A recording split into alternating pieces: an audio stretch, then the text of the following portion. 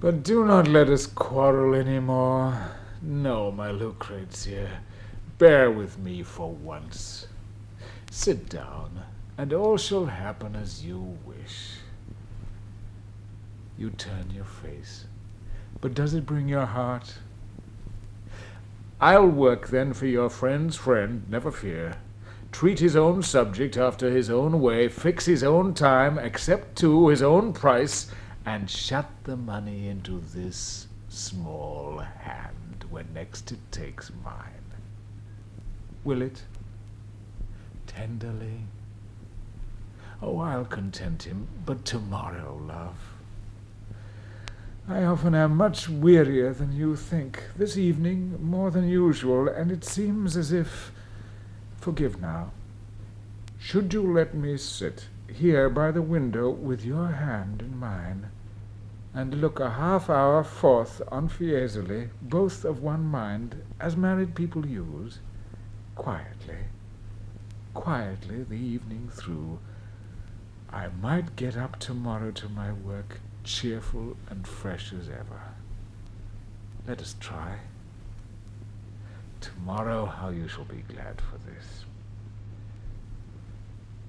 Your soft hand is a woman of itself, and mine the man's bared breast she curls inside. Don't count the time lost neither. You must serve for each of the 5 pictures we require. It saves a model. So. Keep looking so. My serpentining beauty. Rounds on rounds. How could you ever prick those perfect ears, even to put the pearl there? Oh, so sweet. My face. My moon. My everybody's moon, which everybody looks on and calls his, and I suppose is looked on by in turn, while she looks no one's. Very dear, no less. You smile? Why, there's my picture ready-made. There's what we painters call our harmony. A common grayness silvers everything. All in a twilight, you and I alike. You at the point of your first pride in me, that's gone, you know. But I at every point, my youth, my hope, my art, being all toned down to yonder sober, pleasant Fiesole. There's the bell clinking from the chapel top. That length of convent wall across the way holds the trees safer, huddled more inside. The last monk leaves the garden. Days decrease, and autumn grows, autumn in everything. The whole seems to fall into a shape as if I saw alike my work and self and all that I was born to be and do, a twilight piece. Love, we are in God's hand. How strange now looks the life he makes us lead. So free we seem, so fettered fast we are. I feel he laid the fetter, let it lie. This chamber, for example, turn your head, all that's behind us. You don't understand, nor care to understand about my art, but you can hear at least when people speak, and that cartoon, the second from the door, it is the thing love so such things should be. Behold Madonna, I am bold to say. I can do with my pencil what I know, what I see, what at bottom of my heart I wish for, if I ever wish so deep. Too easily, too, when I say perfectly, I do not boast, perhaps. Yourself are judge, who listened to the legate's talk last week, and just as much they used to say in France. At any rate, 'tis easy, all of it. No sketches first, no studies, that's long past. I do what many dream of all their lives. Dream, strive to do, and agonize to do, and fail in doing. I could count 20 such on twice your fingers and not leave this town, who strive. You don't know how the others strive to paint a little thing like that you smeared, carelessly passing with your robes afloat. Yet do much less, so much less, someone says, I know his name, no matter, so much less. Well, less is more, Lucrezia. I am judged. There burns a truer light of God in them, in their vexed beating, stuffed and stopped her brain, heart, or whate'er else, than goes on to prompt this low-pulsed, forthright craftsman's hand of mine. Their works drop groundward, but themselves, I know, reach many a time a heaven that's shut to me, enter and take their place there, sure enough, though they come back and cannot tell the world. My works are nearer heaven, but I sit here. The sudden blood of these men, at a word, praise them, it boils, or blame them, it boils too. I, painting for myself and to myself, know what I do, am unmoved by men's blame or their praise either. Somebody remarks Morello's outline there is wrongly traced, his hue mistaken, what of that? Or else rightly traced and well ordered, what of that? Speak as they please, what does the mountain care? Ah, but a man's reach should exceed his grasp, or what's a heaven for?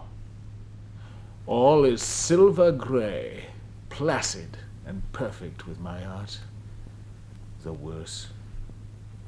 I know both what I want and what might gain, and yet how profitless to know, to sigh, had I been two, another, and myself, our head would have o'ertopped the world, no doubt. Yonder's a work now of that famous youth, the Urbinate, who died 5 years ago. 'Tis copied. George Vasari sent it me. Well, I can fancy how he did it all, pouring his soul with kings and popes to see, reaching, that heaven might so replenish him above and through his art, for it gives way, that arm is wrongly put, and there again, a fault to pardon in the drawing's lines, its body, so to speak, its soul is right. He means right, that a child may understand. Still, what an arm, and I could alter it. But all the play, the insight and the stretch, out of me, out of me. And wherefore out? Had you enjoined them on me, given me soul, we might have risen to Raphael, I and you. Nay, love, you did give all I asked, I think. More than I merit, yes, by many times. But had you, oh, with the same perfect brow, and perfect eyes, and more than perfect mouth, and the low voice my soul hears as a bird the foulest pipe and follows to the snare, had you, with these the same, but brought a mind. Some women do so. Had the mouth there urged, God and the glory, never care for gain, the present by the future, what is that? Live for fame, side by side with Angelo. Raphael is waiting, up to God, all three. I might have done it for you. So it seems. Perhaps not. All is as God overrules. Beside, incentives come from the soul's self. The rest avail not. Why do I need you? What wife had Raphael, or has Angelo, in this world, who can do a thing, will not, and who would do it, cannot, I perceive. Yet the will somewhat to the power, and thus we half men struggle. At the end, God, I conclude, compensates, punishes. 'Tis safer for me, if the award be strict, that I am something underrated here, poor this long while, despised, to speak the truth. I dared not, do you know, leave home all day for fear of chancing on the Paris lords. The best is when they pass and look aside, but they speak sometimes. I must bear it all. Well may they speak. That Francis, that first time, and that long festal year at Fontainebleau. I surely then could sometimes leave the ground, put on the glory, Raphael's daily wear, in that humane great monarch's golden look. One finger in his beard, or twisted curl over his mouth's good mark that made the smile. One arm about my shoulder, round my neck, the jingle of his gold chain in my ear. I painting proudly with his breath on me, all his court round him, seeing with his eyes, such frank French eyes, and such a fire of souls profuse my hand kept plying by those hearts. And best of all this face beyond, this in the background, waiting on my work to crown the issue with the last reward. A good time, was it not, my kingly days? And had you not grown restless, but I know 'tis done and past. 'Twas right, my instinct said. Too live the life grew, golden and not grey. And I'm the weak-eyed bat no sun should tempt out of the grange whose four walls make his world. How could it end any other way? You called me, and I came home to your heart. The triumph was to reach and stay there. Since I reached it ere the triumph, what was lost? Let my hand frame your face and your hair's gold, you beautiful Lucrezia that are mine.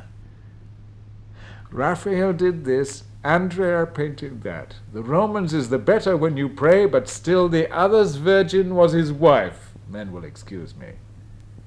I am glad to judge both pictures in your presence. Clearer grows my better fortune, I resolve to think. For do you know, Lucrezia, as God lives, said one day Angelo, his very self, to Raphael, I've known it all these years, when the young man was flaming out his thoughts upon a palace wall for Rome to see, too lifted up in heart because of it. Friend, there's a certain sorry little scrub goes up and down our Florence, none cares how, who, where he's set to plan and execute as you are, pricked on by your popes and kings, would bring the sweat into that brow of yours. To Raphael's. And indeed the arm is wrong. I hardly dare, yet only you to see. Give me the chalk there, quick. Thus the line should go. Aye, but the soul. He's Raphael. Rub it out. Still, all I care for, if he spoke the truth. What he? Why, who but Michelangelo? Do you forget already words like those? If really there was such a chance, so lost is whether you're not grateful, but more pleased. Well, let me think so. And you smile indeed. This hour has been an hour. Another smile? If you would sit thus by me every night, I should work better. Do you comprehend? I mean that I should earn more, give you more. See, it is settled dusk now. There's a star. Morello's gone. The watchlights show the wall. The Q-owls speak the name we call them by. Come from the window, love. Come in, at last, inside the melancholy little house we built to be so gay with. God is just. King Francis may forgive me. Often nights when I look up from painting, eyes tired out, the walls become illumined, brick from brick distinct, instead of mortar, fierce, bright gold, that gold of his I did cement them with. Let us but love each other. Must you go? That cousin here again? He waits outside? Must see you, and not with me? Those loans, more gaming debts to pay. You smiled for that. Well, let smiles buy me. Have you more to spend? While hand and eye and something of a heart are left me, works my ware, and what's it worth? I'll pay my fancy. Only let me sit the grey remainder of the evening out. Idle, you call it, and muse perfectly how I could paint, were I back in France, one picture, just one more, the Virgin's face, not yours this time. I want you at my side to hear them. That is Michelangelo. Judge all I do and tell you if it's worth. Will you? Tomorrow satisfy your friend? I'll take the subjects for his corridor, finish the portrait out of hand, there, and throw him in another thing or two if he demurs. The whole should prove enough to pay for this same cousin's freak. Beside, what's better and what's all I care about, get you the 13 scudi for the rough. Now, does that please you? But what does he, the cousin, what does he to please you more? I am grown peaceful as old age tonight. I regret little, I would change still less. Since there my past life lies, why alter it? The very wrong to Francis. 'Tis true I took his coin, was tempted and complied, and built this house and sinned, and all is said. My father and my mother died of want. Well, had I riches of my own? You see how one gets rich. Let each one bear his lot. They were born poor, lived poor, and poor they died, and I have labored somewhat in my time, and not been paid profusely. Some good son paint my 200 pictures, let him try. No doubt there's something strikes a balance. Yes, you loved me quite enough, it seems, tonight. This must suffice me here. What would one have? In heaven, perhaps, new chances. One more chance. 4 great walls in the New Jerusalem, meted on each side by the angels' reed for Leonard, Raphael, Angelo, and me to cover. The first 3 without a wife, while I have mine. So, still they overcome, because there's still Lucrezia. As I choose. Again the cousins whistle. Go, my love.